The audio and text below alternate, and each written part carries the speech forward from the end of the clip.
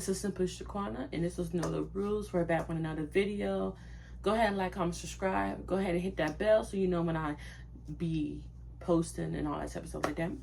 And let's get into the video. So the last video we talked about the bloodline. So this video we're going to talk mostly about the Judgment Day and how it's transpired. So we're going to do a little recap. The Judgment Day had a lot of people in the group. First, they just had Edge, they had Damian Priest, Rhea, Dominic Mysterio, and Finn Balor. They had 5 members. Well, right before Edge was going to leave WWE, he went to SmackDown, so they turned on him and they beat him up. Then, you know, he beat them up, stuff like that. So he got his one-on-one with them. And him and his wife also fight Rhea Ripley and Damian Priest, and they won. So he went over to SmackDown, storylines over. So basically they switched on him. Like, they took the storyline, they took the song, they took everything out of trading on him. Right. So after they traded on them, they started getting popular more, got the tag teams, belts. Damian Priest won Money in the Bank, stuff like that. So they had mostly all the gold, right? So they, you know, fight like Jay and all of them and Cody and there's people for the tag team championship. So they've been doing a lot of stuff. But what happened? This is when you tell you what happened. So they end up adding Carlito in the group. They wanted to add Jay in the group, but Jay said no. They wanted to add a bunch of other people in the group, but they just end up adding just Andrade was supposed to be in the group too, but Andrade declined. So it was just going to be Carlito. So they added Carlito in the group. Carlito, at first they didn't want Carlito in the group because I guess you could tell they was about to turn on each other because of the, like, how it was happening. Like, Rhea was champion, Damian Priest was champion. You can tell, like, it was just not clicking. They added JD Madonna in the group. So now they got 6 members in the group. Well, 7. JD, Finn, Damian Priest, Rhea Ripley, Carlito, Finn Balor, and Dominic. So they're about 7 members in the group or whatever. So you could say they was trying to start turning on each other, like, and you could just realize it because of the way they was trying to help Damian Priest win the matches or do this, and Damian Priest said, I told you not to come out here, but you still did. So you could kind of tell when it was like going through the matches, like, I told you not to come out here, but you still came. So you just have to keep watching it just to see. But that's what they started doing, little things like that and that nature. And yeah, that's what just start what happening. But long story short, they end up breaking up, y'all. And I could see that was going to happen because Dominic broke up with Rhea, but he started talking to Liv Morgan. Liv Morgan said, I will take everything you had. Well, what happened, right?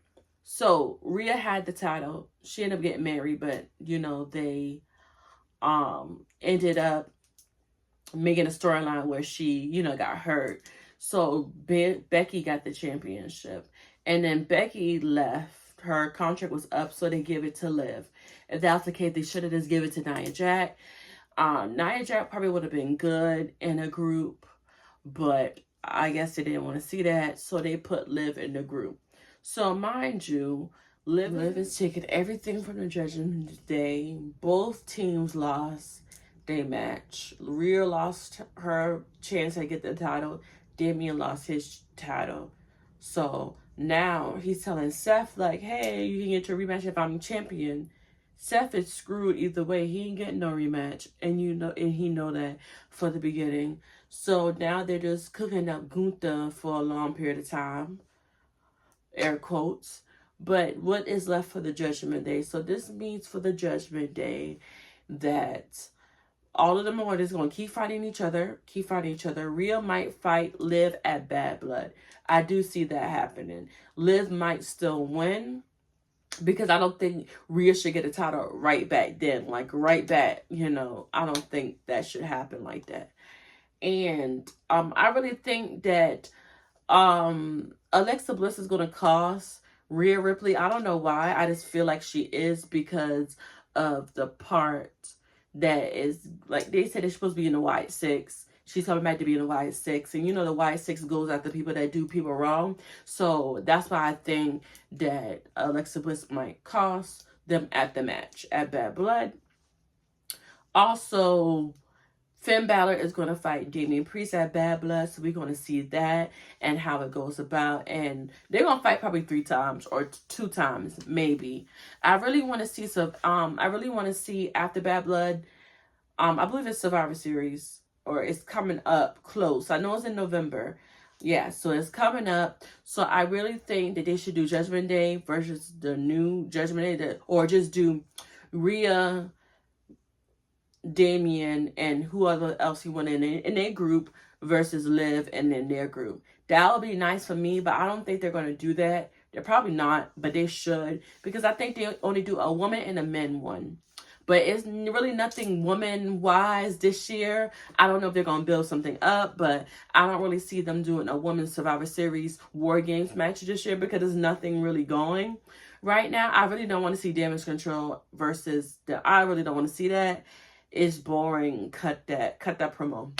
But we will see what the Judgment Day faces, because at this point in time, I just feel like something is going to happen. We just have to wait and see exactly what happens. But on the good look of it is we're finally getting something different. I know the Bloodline story is building too, but the Judgment Day is creeping up on us. Like, it's getting really good. And I really like Damian Priest. I don't know why they made him lose his title, just to make the storyline interesting maybe. But they should have just let Damian Priest keep his title, blah, blah, blah, blah, blah. Because, I mean, for them to not to have anything, like Damian Priest and Rhea don't have nothing. You see what I'm saying? Only breath in their body. But let's go over to another storyline that's coming through. So Pat McAfee said this is his last week. He's going to be back during January for Netflix with Adam Cole. Well, Michael Cole. Sorry, I didn't mean to say Adam Cole. But now I feel like since Michael Cole's going to SmackDown, they told him that he has to. I really think they're going to get Big E as commentary, because this whole new Odyssey Jones situation in the New Day is stirring up. Like, you can tell that Xavier Woods is going to turn on him. But that's what I'm thinking. That's what I'm thinking, y'all. Xavier Woods is going to play it cool. Then Kofi Kingston is going to turn heel on him with Odyssey Jones. That's how I feel is going to happen, because I really think that all this is going to happen while Big E is right there on commentary. And you know, Big E can't really do nothing because he's still kind of hurt, like. But I really think Big E's going to come back and be in a group with, oh boy. But it's so crazy because I really didn't see this coming, because I really didn't think Odyssey Jones was in the group. He's not really in the group, and I understand what Xavier is talking about, but he's not in the group. I don't know if he feel like he is. Like, just because he didn't tag you in, you're mad. Like, this storyline is building up real good, because the New Day been champions for so long. I really want to see one of them go solo. It'll be good for Kofi to go solo. And the thing about it, both of them stay hurt. So what is the difference? Like, Kofi was just hurt and he came back, and then Xavier was just hurt and then came back. They're better off separate for right now and bring them back together like a year or so from now. Because even if Jeff Hardy and Matt Hardy do come to WWE, we don't need that much. We need tag teams, but I feel like just give somebody else a chance to win tag team, because New Day, they won what? A lot of times already. But the thing with Odyssey Jones is, in Odyssey, we didn't want to see them keep getting beat up by Final Testament. That's the only thing I understand out of it. Like, he wasn't there to make, oh, I'm replacing Big E. You know, it was not like that. Like, they needed help. He helped them. They were about to get beat up. You see what I'm saying? So I'm kind of happy. I hope the situation with the Final Testament is over with. Let the Final Testament go to AEW or something, because it's not working out.